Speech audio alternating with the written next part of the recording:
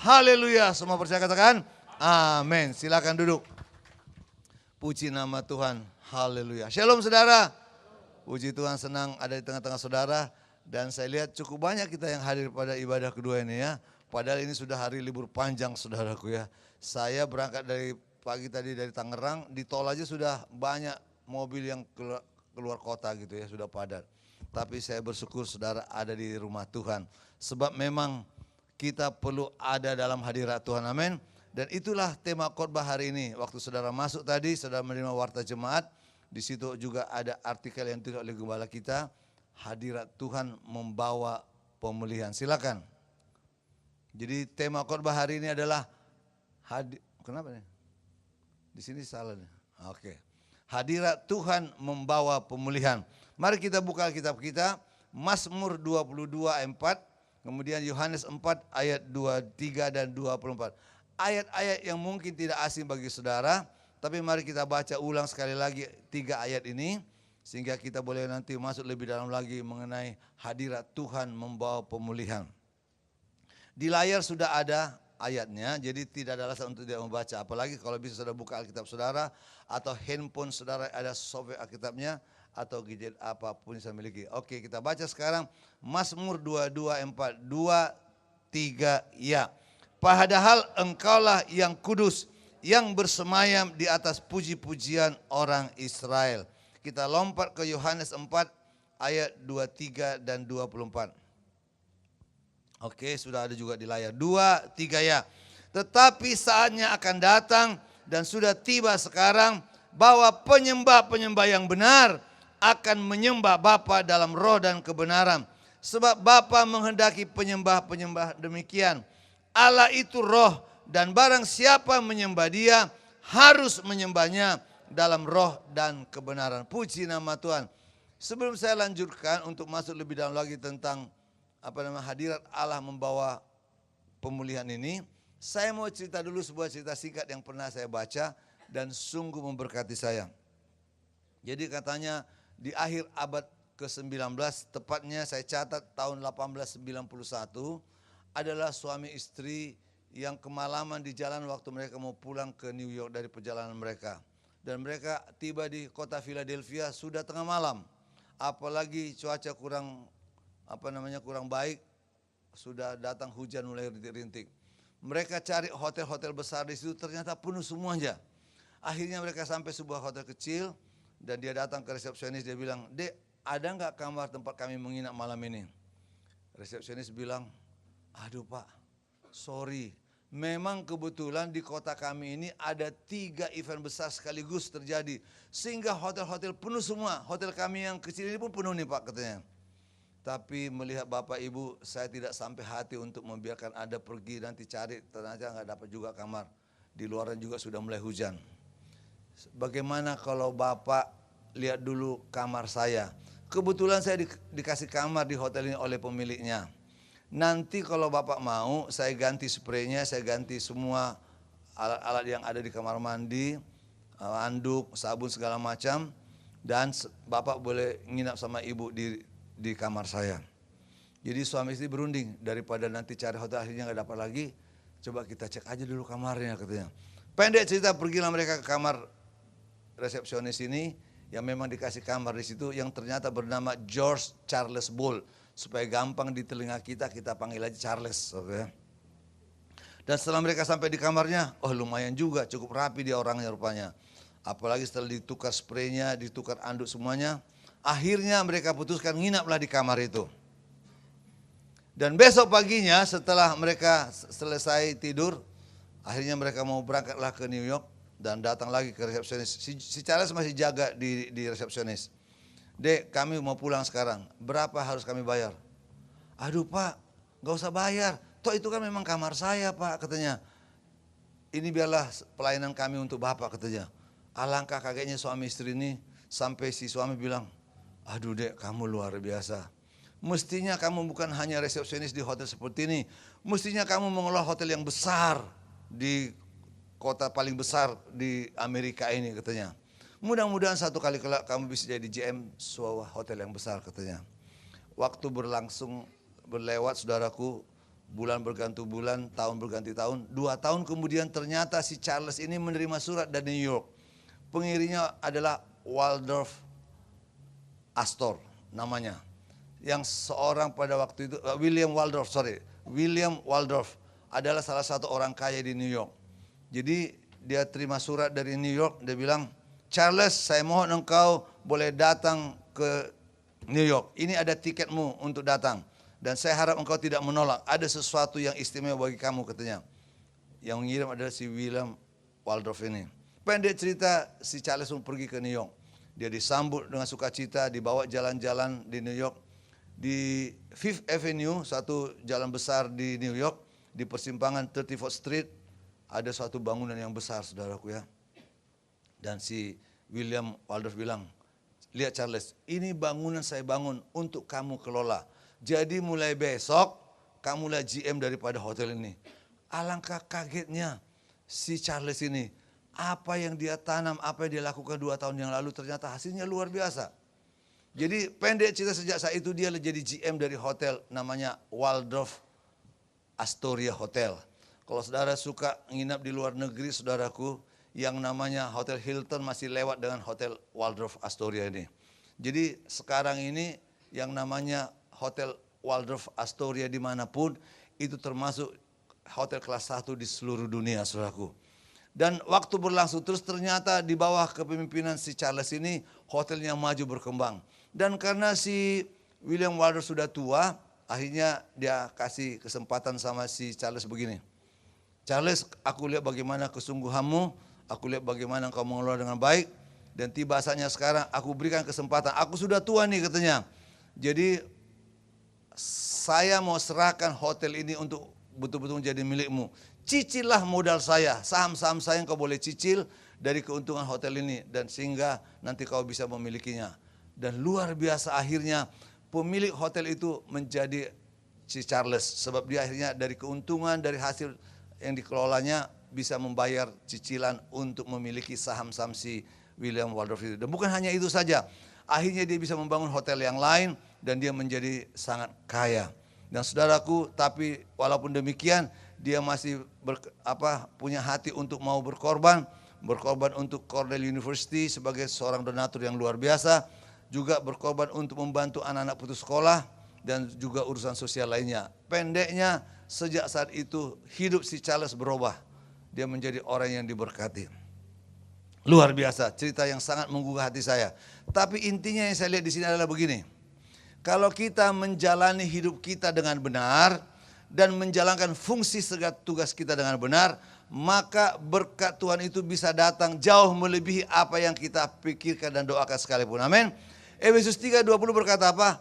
Allah kita sanggup melakukan jauh melebihi apa yang kita pikirkan dan doakan. Asal kita menjalani hidup ini dengan benar, menjalankan fungsi-fungsi kita apalagi sebagai anak Tuhan untuk boleh menjadi penyembah-penyembah yang benar. Puji nama Tuhan. Itulah yang akan kita lihat lebih ke depan. Mari kita lanjut lagi, silakan. Boleh ditayangkan ya. Slide berikut. Saudaraku, hal-hal yang perlu kita perhatikan. Firman Tuhan sangat jelas menyatakan bahwa Tuhan hadir di atas puji-pujian umatnya. Itu yang Daud katakan dalam Mazmur pasal 22 tadi. God inhabits in the praises of his people. Allah itu bersemayam, Allah itu tinggal, Allah itu hadir di tengah-tengah pujian umatnya, saudaraku. Dan kemudian juga lanjut lagi, Alkitab mengatakan juga ternyata Tuhan tidak mencari orang-orang pekerja keras, tidak mencari orang-orang berdedikasi tinggi atau berdedikasi tinggi dan lain-lain. Tetapi apa yang dia cari, lanjut lagi, siapa yang Tuhan cari? Yang Tuhan cari adalah penyembah-penyembah yang benar, di mana oleh karenanya hadirat Tuhan sungguh nyata. Haleluya, saudaraku. Coba kita bayangkan nih, kalau saudara mengundang Jokowi hadir di rumah saudara dan dia datang, apa yang terjadi dalam hidup saudara? Saya yakin hidup saudara akan berubah. Walaupun kedatangan Jokowi ke rumah saudara hanya sebagai urusan pribadi, tapi dia adalah presiden. Artinya protokolnya juga berlangsung walaupun diam-diam. Jadi sebelum Jokowi datang ke rumah saudara, pasti Pampres sudah kirim intel untuk lihat kondisi di sana. Kapolres, Kapolsek, segala macam, Koramil dihubungi itu. Bagaimana supaya aman terjadi kalau Jokowi datang ke rumah saudara. Dan ternyata saudaraku dia hadir di rumah saudara, maka orang se-RT RW heboh. Ternyata saudara temannya Jokowi. Kalau saudara undang lagi nanti 6 bulan lagi Jokowi datang dan dia hadir di rumah saudara, saya yakin nih karena ini Indonesia, lama-lama pengusaha juga kirim parcel sama saudara kalau lebaran. Siapa tahu dapat proyek saudaraku ya. Itulah Indonesia saudaraku. Tapi artinya kalau kita mengundang presiden ke rumah kita saja hidup kita diubahkan. Apalagi kalau kita mengundang Yesus hadir dalam rumah tangga kita. Pasti banyak hal yang terjadi, amin. Yang percaya berikan dulu tepuk tangan bagi Tuhan kita, haleluya. Makanya kita lanjut saudaraku. Silakan yang berikut. Apa yang terjadi? Kenapa kalau di sini susah nih? Ya, oke. Apa yang terjadi jika hadirat Tuhan nyata dalam hidup kita? Ini yang mau kita coba lihat. Yang berikut nih. Apa yang terjadi jika hadirat Tuhan nyata dalam hidup kita, dalam keluarga kita, dalam bisnis kita, dalam pekerjaan kita? Silakan, ini dia. Yang pertama adalah maka benteng-benteng runtuh, maka akan ada terobosan. Ingat saudaraku tadi dikatakan God inhabits in the praises of his people. Allah itu bersemayam, Allah itu hadir di atas puji-pujian umatnya. Kalau kita sungguh-sungguh memuji dan menyembah Tuhan, Allah itu hadir.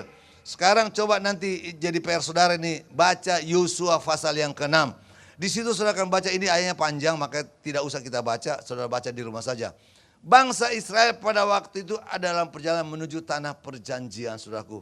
Mereka telah melewati 40 tahun di padang gurun. Mereka telah melewati sungai Yordan. Sekarang waktu menuju ke tanah perjanjian mereka harus melewati kota Yeriko. Ternyata kota Yeriko itu ada bentengnya. Nggak bisa tembus. Masalahnya adalah bagaimana supaya mereka bisa melewati. Tapi ternyata yang luar biasa. Ini cerita sekolah minggu nih. Saya ingat kalau saya waktu kecil sekolah minggu dulu. Ini dengar cerita ini. Waduh senang. Kenapa? Karena diajar kita bahwa kalau kita banyak memuji menyembah Tuhan, perkara-perkara dahsyat terjadi. Jadi Tuhan bilang sama Musa, sampaikan kepada umatku supaya mereka mengelilingi tembok Yeriko, keliling. 7 hari mereka. Pada hari yang ke-7 bahkan 7 kali mereka kelilingi. Tapi pada waktu terakhir kali mereka mengelilingi, mereka memuji dan bersorak-sorak kepada Tuhan. Pada waktu mereka memuji bersorak-sorak, disitulah mujizat terjadi. Tembok Yeriko itu roboh. Ada kuasa yang dahsyat Tuhan bekerja. Dan akhirnya apa yang terjadi saudaraku? Maka mereka bisa melewati tembok itu, masuk ke kota, akhirnya mengalahkan kota Yeriko. Luar biasa. Artinya apa? Kadang-kadang kalau kita mau dalam bisnis, ada rasanya tembok yang menghalangi bisnis kita. Ada halangan-halangan yang kita hadapi, tapi percayalah, banyaklah memuji menyembah Tuhan. Pasti nanti ada terobosan Tuhan, amin. Yakin, percaya, bersama dengan Tuhan ada terobosan. Sekarang ini juga susah ekonomi saudaraku ya. Apalagi dengan adanya Brexit katanya itu minggu lalu nih jadi heboh. Sebab dalam 1 hari bahkan besoknya di seluruh dunia terjadi kehebohan di pasar bursa, pasar saham. Dalam 1 hari saja diperkirakan 1.000 triliun lebih orang banyak rugi di pasar modal. Mulai dari New York Stock Exchange apalagi di Eropa. Indonesia juga kena imbasnya saudaraku. Artinya apa? Situasi ekonomi tidak menentu sekarang ini. Indonesia saja sekarang itu pusing memikirkan bagaimana supaya keluar dari masalah ekonomi yang kita hadapi. Sampai pemerintah 2 hari yang lalu mengeluarkan apa? Tax amnesty ya, pengampunan pajak. Supaya apa? Supaya uang-uang dari luar negeri juga bisa kembali. Supaya harta kekayaan orang juga bisa dinilai nanti. Memang mula-mula enak nih saudaraku, tidak bayar pajak nih, pengampunan pajak. Tapi nanti ke depannya lama-lama kena juga saudaraku ya. Nah, ini akalnya pemerintah nih. Tapi paling penting dulu modal masuk dulu supaya apa? Supaya terjadi perputaran ekonomi yang baik, investasi yang lebih tinggi. Ini yang sedang diusahakan oleh pemerintah untuk memperbaiki kondisi ekonomi kita. Karena apa? Memang di seluruh dunia sedang terjadi perlambatan pertumbuhan ekonomi. Tapi saya percaya bersama dengan Tuhan ada terobosan Tuhan. Amin. Sekali lagi tepuk tangan bagi Tuhan kita. Haleluya. Jadi artinya benteng-benteng, penghalang-penghalang dalam ekonomi kita, penghalang-penghalang dalam bisnis kita, yakin lewat pujian penyembahan kita ada terobosan. Dan Tuhan sanggup melakukan itu. Sebagaimana tembok Yeriko runtuh, Tuhan sanggup meruntuhkan segala penghalang-penghalang berkat Tuhan. Yang kedua, lanjut. Ada kemenangan dan jalan keluar. Kalau saudara baca dalam 2 Tawarikh pasal yang ke-20, pada waktu itu Yosafat dan seluruh Yehuda sedang mengalami masalah. Sebab orang-orang Moab dan orang Amon datang menyerang mereka, mau menghancurkan mereka. Tapi mari saya bacakan ayat 22 dari 2 Tawarikh 20. Ketika mereka mulai bersorak-sorak dan menyanyikan nyanyian pujian, dibuat Tuhanlah penghadangan terhadap Bani Amon dan Moab dan orang-orang dari pegunungan Seir yang hendak menyerang Yehuda sehingga mereka terpukul kalah. Luar biasa. Ada pujian penyembahan oleh umat Tuhan, kuasa Tuhan bekerja, musuh-musuh dikalahkan. Amin saudaraku. Artinya bersama dengan Tuhan akan ada kemenangan dalam hidup kita. Bersama dengan Tuhan akan ada jalan keluar. Jadi rasanya kadang-kadang kita dihimpit oleh berbagai hal, oleh masalah. Mungkin masalah keluarga juga, mungkin masalah keuangan, mungkin masalah bisnis kita, masalah pekerjaan atau apa saja. Tapi yakinlah bersama dengan Tuhan ada jalan keluar. Yosafat hanya bergantung kepada Tuhan dan meminta dari Bani Asaf, penyanyi-penyanyi, mereka menyanyikan pujian, musik ceracap, semua menyanyi bersorak-sorak pada Tuhan. Hadirat Tuhan turun dan luar biasa kuasa Tuhan bekerja. Mereka mengalami kemenangan. Jadi dalam pujian penyembahan kita, hadirat Tuhan datang membawa apa? Membawa kemenangan dan jalan keluar. Haleluya. Sekarang yang ketiga, kita lihat. Terlepas dari belenggu. Saudaraku, dalam Kisah pasal 16 ayat 25-26, kita akan lihat bagaimana Paulus dan Silas sedang ada dalam penjara. Mereka dipenjarakan oleh karena pemberitaan Injil. Tapi yang luar biasa saudaraku, ini saya betul-betul kagum nih. Kenapa mereka dipenjara? Bukannya mereka ngomel-ngomel atau bersungut-sungut atau mengeluh. Dia bisa saja bilang, aduh Tuhan mengapa bisa begini? Kami kan sudah sungguh-sungguh melayani Tuhan. Kami sudah melayani Tuhan, memberitakan Injil. Kok kami di penjara? Mestinya punya hak. Tapi itu yang tidak mereka lakukan. Apa yang mereka lakukan? Mari kita baca ayat 25, saya bacakan saja. Ayat 25 dan 26, Kisah pasal 16. Tetapi kira-kira tengah malam, Paulus dan Silas berdoa dan menyanyikan puji-pujian kepada Allah. Dan orang-orang hukuman lain mendengarkan mereka. Akan tetapi terjadilah gempa bumi yang hebat. Sehingga sendi-sendi penjara itu goyah. Dan seketika itu juga terbukalah semua pintu. Dan terlepaslah belenggu mereka semua. Luar biasa. Makanya dalam hidup kita jangan suka ngomel. Jangan suka bersungut-sungut. Jangan suka mengeluh. Jangan suka mempersalahkan. Kadang-kadang kita mempersalahkan orang tua kita. Kadang-kadang kita mempersalahkan gembala sidang kita. Atau mempersalahkan teman atau siapa saja. Mari kita belajar mengucap syukur dalam segala perkara. Amin. Paulus dan Silas bisa bilang, Tuhan kok gak adil nih. Kami dipenjarakan gara-gara Injil. Kami kan sudah melayani Tuhan. Tapi ternyata luar biasa. Ternyata di balik itu semua supaya nyata kuasa Tuhan. Amin. Saya tidak tahu dengan saudara, saya dulu pernah mempersalahkan orang tua saya. Benar-benar. Makanya dulu saya gak mau jadi pendeta. Kalau saya jadi pendeta, hamba Tuhan, ini kemurahan Tuhan. Kenapa? Bapak saya pendeta. Dan hidup kami susah pada waktu itu saudaraku. Makanya gara-gara itulah setelah SMA saya datang ke Jakarta. Saya sudah pernah bersaksi, tidak saya ulang lagi. Tapi intinya adalah dulu saya pernah mempersalahkan orang tua saya. Tapi akhirnya sekarang saya syukuri. Sampai sekarang ini ternyata di balik itu semua Tuhan proses kita. Supaya apa? Supaya nyata kuasa Tuhan. So kita akan melihat perkara-perkara dasar terjadi dalam hidup kita. Amin saudaraku. Jangan mempersalahkan siapa-siapa. Jangan suka ngomel-ngomel. Percayalah kalau ada pujian penyembahan keluar dari mulut kita, maka belenggu-belenggu apapun yang menjadi ikatan dalam hidup kita akan terlepas. Amin. Ada belenggu kemiskinan, ada belenggu hutang atau belenggu sifat-sifat apapun, bersama dengan Tuhan ada kemenangan akan terlepas. Yang percaya tepuk tangan bagi Tuhan kita. Haleluya. Makanya jangan suka ngomel-ngomel, jangan suka mengeluh, jangan suka bersungut-sungut. Gak ada amin, jangan ya. Coba colek dulu kiri kanan kata, jangan suka mengeluh, jangan suka bersungut-sungut. Amin. Jangan suka ngomel-ngomel. Amin. Jangan suka mempersalahkan siapa-siapa. Berikan tepuk tangan bagi Tuhan kita. Haleluya. Haleluya. Yang berikut. ada kesembuhan. Ini luar biasa. Tadi intinya adalah kalau kita sungguh-sungguh memuji dan menyembah Tuhan, maka hadirat Tuhan nyata. Dan disitulah kita akan lihat bahkan kesembuhan terjadi. Ini ayatnya cukup banyak.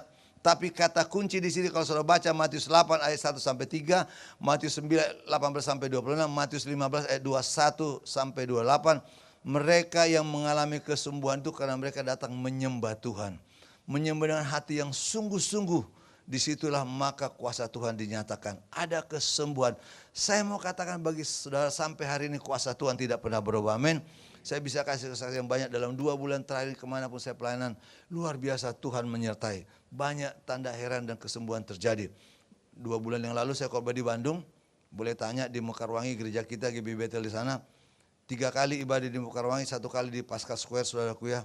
Setiap ibadah Tuhan melawat luar biasa. Ada saja yang Tuhan sembuhkan dari macam-macam penyakit. Ada yang tuli satu telinganya, ada yang matanya harus mau dioperasi, ada benjolan di leher. Semua Tuhan bisa sembuhkan. Kenapa? Bagi Tuhan tidak mustahil. Bagi Tuhan tidak ada yang tidak mungkin. Kata kuncinya adalah kita sungguh-sungguh sujud menyembah Tuhan. Haleluya. Nanti itu PR saudara ya. Di samping tadi saya katakan Yosua 6, sekarang Matius 8, 9 ayat 5 dan 15. Yang berikut lagi. Berkat-berkat dicurahkan. Haleluya. Kalau kita sungguh menyembah Tuhan, maka mari kita tiru Daud. Daud adalah penyembah yang benar. Dia banyak mengarang lagu-lagu yang dia ciptakan sehingga dinyanyikan, jadilah itu mazmur. Jadi mazmur itu sebetulnya puisi, pantun yang dikarang oleh Daud. Tapi akhirnya dinyanyikan, jadilah itu mazmur saudaraku. Dan ternyata maka Daud seorang penyembah yang benar merasakan berkat-berkat Tuhan dicurahkan. Sejak dia jadi gembala saja banyak dia menyembah Tuhan, banyak memuji Tuhan. Tuhan mengangkat dia. Jadi apa dia diangkat Tuhan? Halo? Bukan hanya raja, jadi nabi, jadi imam. 3 jabatan yang belum pernah dipegang raja manapun, bahkan Perdana Menteri manapun sampai hari ini di Israel. Hanya Daud yang memegang 3 jabatan ini. Raja, nabi, dan imam saudaraku. Luar biasa. Makanya sampai hari ini bangsa Israel sangat respect, sangat menghargai Daud. Ingat saja, ibu kota mereka katakan the city of David. Bendera mereka katakan apa? The Star of David. Kalau kita bilang Sang Saka Dwi Warna. Kalau mereka bilang apa? The Star of David. Bintang Daud. Mereka sangat hormat sama Daud sampai hari ini. Karena Daud diangkat Tuhan. Seorang penyembah yang benar pasti mengalami berkat-berkat yang luar biasa. Amin. Tepuk tangan lagi bagi Tuhan kita. Haleluya. Yang berikut. Semakin diubahkan untuk menjadi seperti Kristus. Haleluya. Dalam 2 Korintus 3 ayat 17-18. Paulus oleh ilham Roh Kudus mengingatkan orang Kristen yang ada di Korintus, dikatakan, sebab Tuhan adalah roh, dan di mana ada roh Allah, di situ ada kemerdekaan.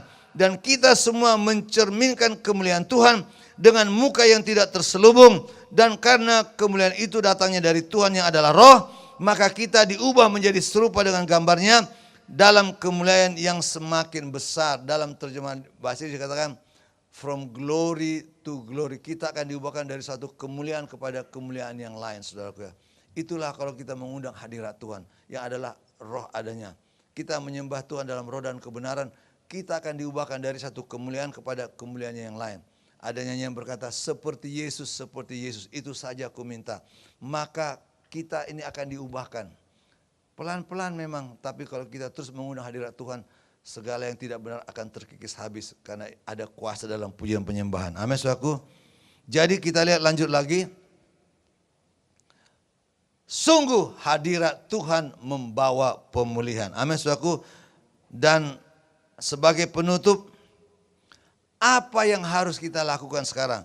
Kalau kita rasakan bahwa pujian penyembahan itu mengundang hadirat Tuhan dan nyata dalam hidup kita, maka umat Tuhan harus menjadi penyembah yang benar. Sehingga hadirat Tuhan sungguh nyata dalam hidup kita. Ingat tadi, apa dampaknya kalau kita banyak memuji menyembah Tuhan? Itu sebabnya di awal saya katakan seperti Charles Bolt. Karena dia menjalankan tugasnya dengan baik. Menjalani hidupnya dengan benar. Fungsi-fungsinya dijalankan dengan benar. Maka berkat Tuhan pun melimpah dalam hidupnya. Saya yakin kalau Charles Booth mengalami berkat yang luar biasa, kita sebagai anak Tuhan juga bisa mengalami berkat Tuhan yang luar biasa. Amin, saudaraku. Asal kita mau menjadi penyembah-penyembah yang benar. Sebab dengan demikian hadirat Tuhan sungguh nyata dalam hidup kita. Makanya saudaraku, sebelum saudara memulai tugas saudara di kantor, ambil waktu sebentar untuk undang hadirat Tuhan. Amin. Gak perlu doa kencang-kencang, doa dalam hati juga Tuhan ngerti. Amin, saudaraku. Dari dulu waktu saya masih bekerja juga, saya lakukan sebelum mulai kerja apa, saya duduk-duduk di kantor itu, diam, menyembah Tuhan. Dalam hati kita berdoa juga Tuhan dengar itu, saudaraku. Makanya undang hadirat Tuhan di kantor saudara, undang hadirat Tuhan di toko saudara, undang hadirat Tuhan di restoran saudara. Sesuatu akan terjadi luar biasa. Haleluya. Lanjut lagi, kita harus menyembah Tuhan dalam roh dan kebenaran. In spirit and in truth, ya. Menyembah itu dalam bahasa Yunaninya adalah proskuneo. Artinya adalah to kiss. Like a dog licking the master's hand. Seperti anjing yang menjilat tangan tuannya, begitulah keakraban yang ditunjukkan oleh anjing itu. Saya nggak tahu berapa banyak saudara punya anjing, tapi saya dulu waktu anak-anak dan remaja, kami punya anjing di rumah. Kalau hari Minggu seperti ini kita ke gereja, rumah ditutup, anjing kita ditaruh di dalam rumah gitu supaya nggak dicuri orang. Tahu aja orang Batak, saudaraku, anjing juga dimakan. Jadi kita kurung dia di rumah. Begitu kita pulang di rumah, belum buka pintu, dia udah dengar suara kita, itu udah garuk-garuk pintu, saudaraku ya. Begitu pintu dibuka, dia langsung loncat nari-nari sambil ekornya kiok gitu. Sukacita besar, bahkan menjilat-jilat kita. Itulah namanya sungguh-sungguh menyembah. Itu yang Tuhan rindukan sama kita. Bergaul akrab dengan Tuhan. Menyembah dalam roh dan kebenaran. Dan kita akan rasakan hadirat Tuhan yang luar biasa. Tepuk tangan lagi balik kita. Haleluya. Oleh sebab itu, maka lanjut lagi. Perlu hidup yang penuh dengan Roh Kudus. Bergaul akrab dengan Tuhan. Dan bertindak benar dalam kehidupan kita yang sehari-hari. Haleluya. Ini dia. Kita laksanakan tugas kita sebagai penyembah-penyembah yang benar. Fungsi-fungsi menyembah dengan benar, maka kita akan rasakan hadirat Tuhan. Juga dengan demikian kita menyembah Tuhan dengan sukacita. Nehemia 8 ayat 11 berkata, kalau kita sungguh-sungguh memuji Tuhan, kesukaan dari Tuhan itulah kekuatan kita. The joy of the Lord is my strength. Kesukaan dari Tuhan adalah kekuatan kita. Kalau kita banyak menyembah Tuhan, ada sukacita. Dan itu akan memberikan kekuatan bagi kita. Amin, saudara. Catat itu di rumah. Nehemia 8 ayat 11. Memang terjemahan bahasa Indonesia kurang pas. Sebab dikatakan sukacita itu adalah perlindunganku. Tetapi dalam bahasa Inggris sangat jelas. The joy of the Lord is my strength. Adalah kekuatanku. Haleluya. Yang berikut adalah kita menyembah Tuhan dengan intensitas yang tinggi. Artinya kapan saja dan di mana saja. Sambil nyetir mobil juga kita boleh muji Tuhan. Amin, saudaraku. Gak ada salahnya kita nyetir mobil memuji Tuhan, menyembah Tuhan. Bahasa roh gak apa-apa, sembah Tuhan. Kapan saja, di mana saja. Rasakan hadirat Tuhan, maka pertolongan Tuhan pasti akan datang. Yang terakhir, saudaraku, dengan berkorban. Seorang penyembah adalah pemberi, artinya identik dengan suka berkorban. Sebab Alkitab memberikan banyak contoh orang yang datang ke hadirat Tuhan membawa persembahan. Dalam Keluaran 23 ayat 25, saya ambil kalimat terakhir saja. Tetapi janganlah orang menghadap hadiratku dengan tangan hampa. Artinya Tuhan ajak kita untuk mau berkorban, saudaraku. Mari pelayan musik boleh ambil tempat. Dan saya percaya kalau saudara baca nanti juga di rumah. Dalam Lukas 7 ayat 26 sampai 50. Cerita mengenai seorang wanita yang mengurapi Yesus dengan minyak yang mahal itu, saudaraku. Yesus senang walaupun orang lain bilang, gitu mahal itu minyak. Kenapa harus dipecahkan begitu saja itu botol minyak. Dan minyaknya mengurapi Yesus. Pemborosan. Tapi Yesus bilang tidak. Dia menyembah dengan baik. Dan Tuhan berkenan. Dan saya percaya Tuhan berkenan setiap korban kita. Aminnya susah nih. Kalau udah masalah korban aja susah aminnya. Amin, saudaraku. Yang terakhir.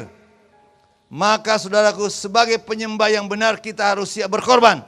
Korban waktu kita. Korban tenaga kita. Korban talenta kita dan korban harta kita. Dan saya percaya segala jeripayah kita tidak akan sia-sia. Amin. Maka dalam pujian penyembahan kita, hadirat Tuhan nyata. Dan kalau hadirat Tuhan nyata, percayalah di situ ada kelepasan, ada kesembuhan, belenggu dihancurkan, ada terobosan. Mari kita bangkit berdiri.